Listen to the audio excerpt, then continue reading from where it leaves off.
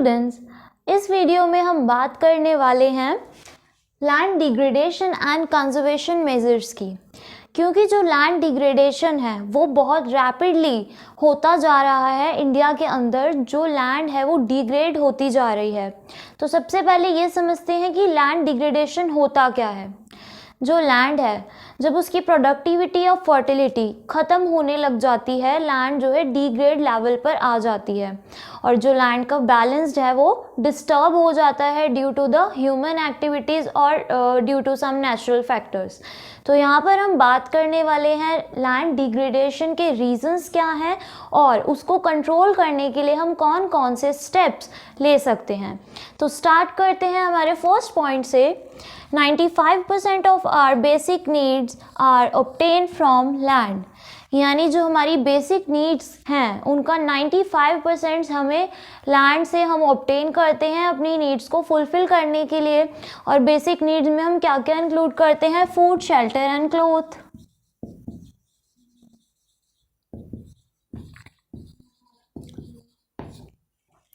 After that, human activities have degraded the land so rapidly।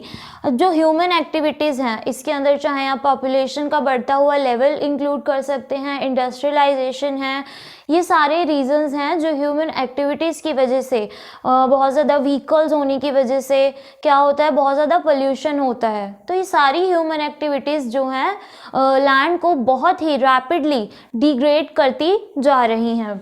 उसके बाद due to the over exploitation lands gets converted into wastelands. और इतना ज़्यादा degradation हो जाने की वजह से जो लैंड है वो रेगुलरली उसकी जो प्रोडक्टिविटी है वो ख़त्म होती जा रही है और जो यूज़फुल लैंड्स है वो भी वेस्ट लैंड्स में कन्वर्ट हो गई हैं, mostly in India.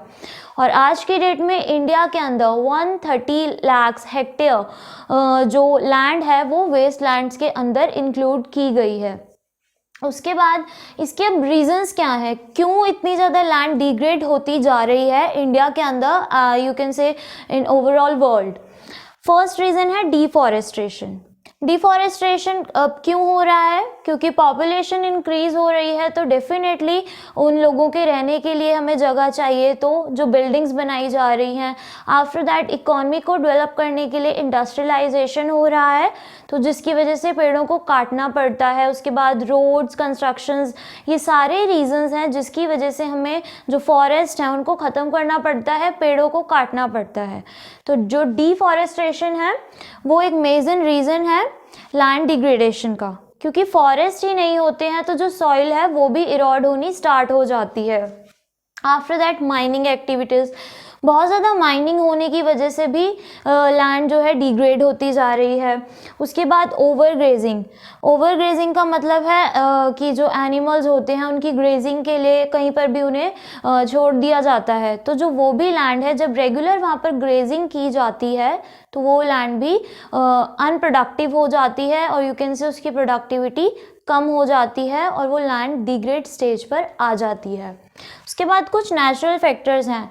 Natural factors जैसे कि साइक्लोन्स हो गए, फ्लड हो गई, जिसकी वजह से क्या होता है जो सॉइल की टॉप लेयर है वो हट जाती है, वो ख़त्म हो जाती है। उसके बाद जो लैंड है वो डिग्रेड होना स्टार्ट हो जाती है। तो नेचुरल फैक्टर में आप इंक्लूड कर सकते हैं cyclone, flood etcetera.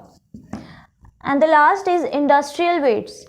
Industrial waste क्या है कि जो इंडस्ट्रियल से डेट्रीमेंटल जो एयर निकलती है वो क्या करती है, एयर पोल्यूशन करती है। उसके बाद जो इंडस्ट्रीज़ के केमिकल्स वगैरह बाहर निकलते हैं वो पानी के साथ मिल जाते हैं, वो वाटर पोल्यूशन स्प्रेड करते हैं। तो इंडस्ट्रियल जो वेस्ट हैं वो भी लैंड, वाटर, एयर, इन सभी के पोल्यूशन के लिए मेजर रीजंस हैं। अब ये तो था हमने पढ़े कि कौन कौन से रीजंस हैं जिनकी वजह से लैंड डिग्रेड हुई है और लैंड डिग्रेडेशन का मतलब क्या है। ये तो रेगुलर बेसिस पे होता ही जा रहा है, बट इसे कंट्रोल करने के लिए हमें कुछ स्टेप्स लेने चाहिए ताकि इसको बहुत हद तक कम किया जा सके और लैंड डिग्रेड होने से बचाई जा सके। तो कौन कौन से स्टेप्स हैं जो हम ले सकते हैं?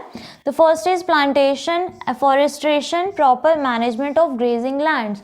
यानी जो डिफॉरेस्टेशन किसी रीज़न से अगर कर भी रहे हैं तो उसके प्लेस पर कहीं और प्लांटेशन करना या ट्रीज़ लगा देना, ताकि फॉर द फ्यूचर जनरेशन वो चीज़ मेंटेन की जा सके।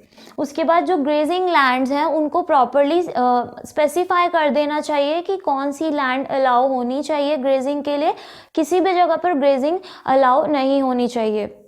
इसका क्या मतलब है कि कुछ स्पेसिफिक प्लेस को ही ग्रेजिंग लैंड डिक्लेयर करना चाहिए।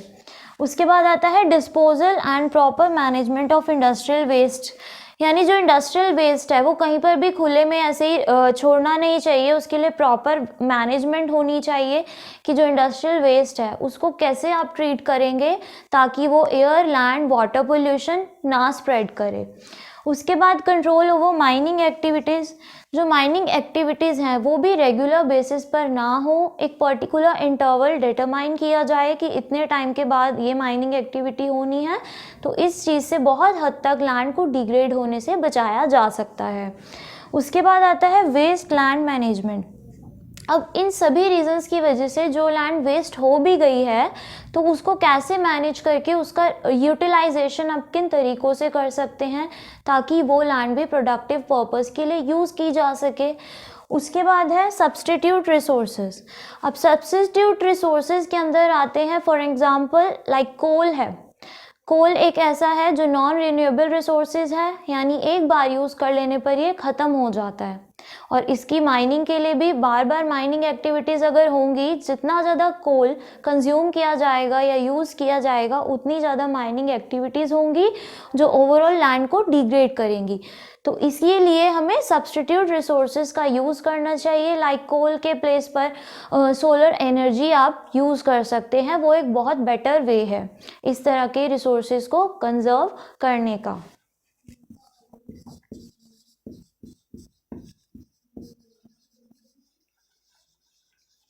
तो ये कुछ स्टेप्स हैं जिन्हें हम अडॉप्ट करके लैंड को डिग्रेड होने से बचा सकते हैं। ओवरऑल पोल्यूशन का लेवल भी इन सभी की हेल्प से कम किया जा सकता है।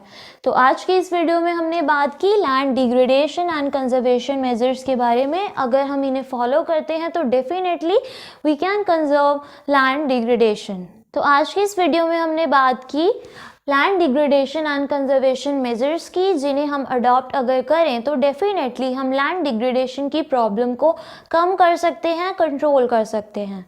So this was all about the today's concept, but to get the content in a written form or in a detailed manner and enhance your skills and knowledge, do register yourself at our official website www.abhyasonline.in.